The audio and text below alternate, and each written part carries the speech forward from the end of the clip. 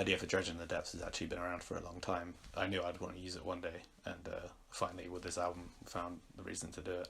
I don't exactly know where it came from, but I was definitely in primary school still, probably like 7 or something like that. It was in a summer holiday, and it was the summer where all of a sudden everyone just had skateboards for some reason, and these were like old Bart Simpson style single kick, like surfer graffiti on the board, really bad, like really thick skateboards too.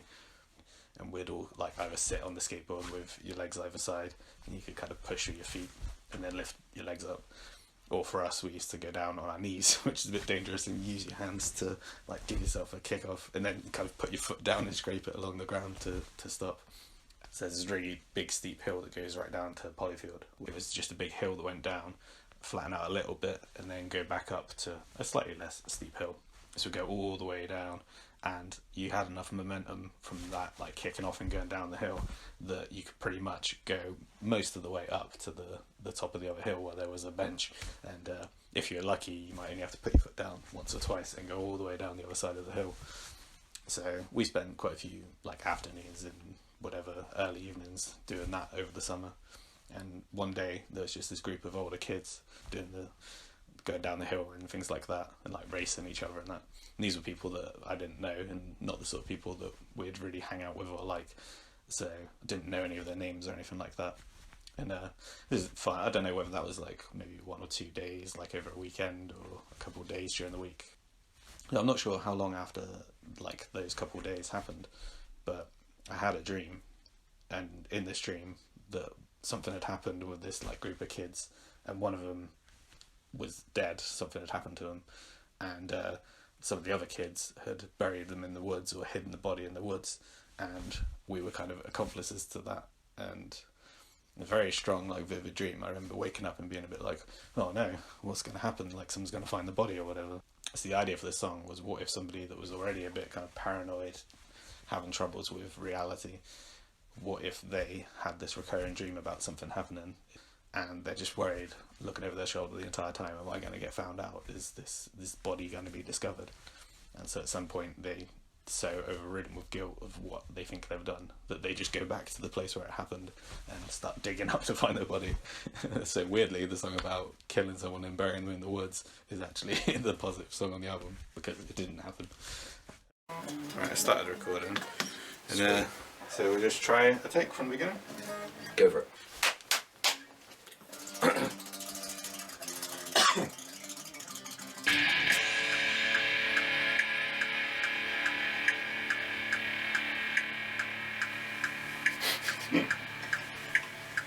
It's certainly the most traditional Vampyrouss kind of synth song, catchy synth song. On the last album it would have been Jagged Pieces, and previously there's been like R.I.P. and songs like that. So it was very much in that vein. But I think if you break the song down, you'd be surprised that it's not actually that much of a synth-based song. There are synth elements going throughout. There's arpeggios and things like that, and main melody lines. But actually it's quite a rock-driven song. Dredging the Depths is a good example of when finding different sounds can actually help you finish writing the song. So the demo sound ended up being just a preset VST sound, which is called Robot Speak, I think.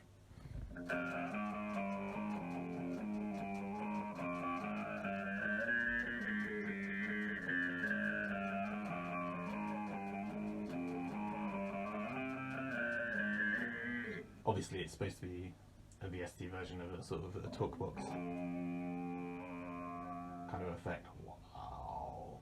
This is a great opportunity in the real song when it comes to recording to use the actual talk box, which I did.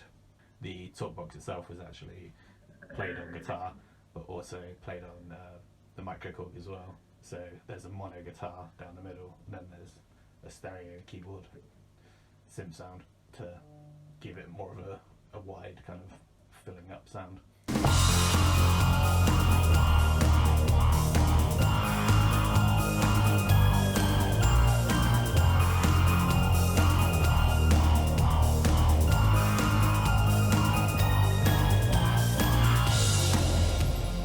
But it turns out that it was a bit too much to be playing throughout the entire choruses and the bridge part.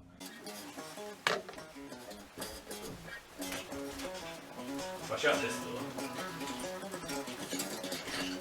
and open the front.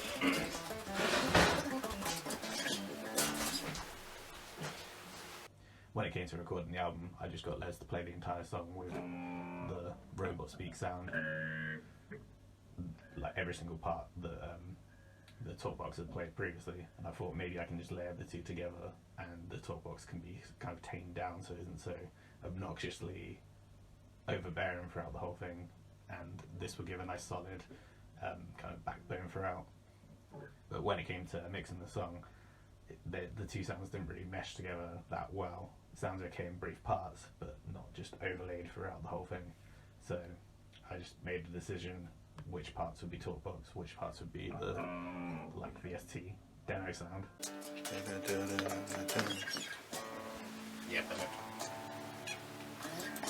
Good to go? Yes, please, buddy.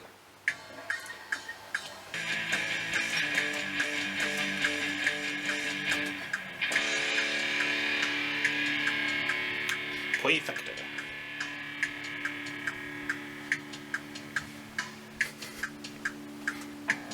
So it's a nice combination of ideas right from the early demo stages through to the end, mix and matching sounds at work. There's also vocoder on the microcorg as well, so that's more digital voice noise.